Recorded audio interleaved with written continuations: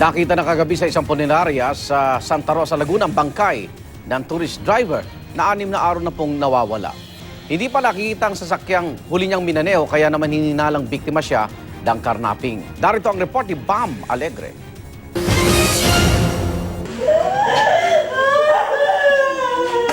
Labis ang paghihinagpis ni Jenny na makita ang labi ng kanyang asawang si Jericho Mantile.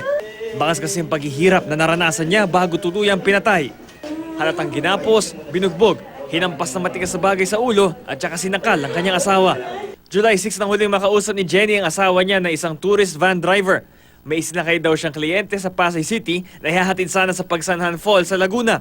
Mula noon, hindi na muling nakontak si Jericho. Ang 6 na araw na paghahanap nila kay Jericho, nagbukas kagabi sa isang punerarya sa Santa Rosa, Laguna.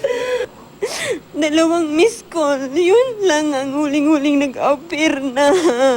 Tapos 5 o'clock, tinitext ko na siya, mini-miss call, wala na yung cellphone niya. Out of coverage area na. May nakuha kang impormasyon kung sino yung primary na sa kanya. A certain Angelica Mendez. One family daw. Ayon sa mga otoridad, nakuha ang labi ni Mantile noon ding July 6, bandang alas 8 ng gabi. Mahigit 3 oras lang nang huli siya makausap ng asawa niya. Arito tayo sa Purok 6, Barangay Malitlit, Santa Rosa, Laguna. At ito yung liblib na bahagi kung saan natagpuan ang labi ng biktima. Nadiskubre ito ng isang residente. Tinapol lang dyan yun eh. Nakatali siya ng strap ng bag ng black.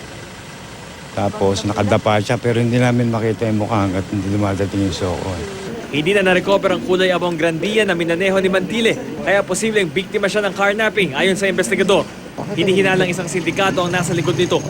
4 ang naulilang anak ni Mantile at 4 na buwan pa lang ang kanyang bunso. Naghihinanakit din si Jenny sa kumpanyang Discovery Island Travel Agency na pinagtatrabahuan ng asawa niya dahil hindi raw gaanong tinutukan ang pagkawala ng mister niya. Wala rin daw na-file ang kumpanya ng missing person report sa PNP Region 4A. Wala pang pahayag ang kumpanya kung saan nagtatrabaho si Mantile. Ito ang unang balita sa Santa Rosa, Laguna. Bam Alegre, reporting.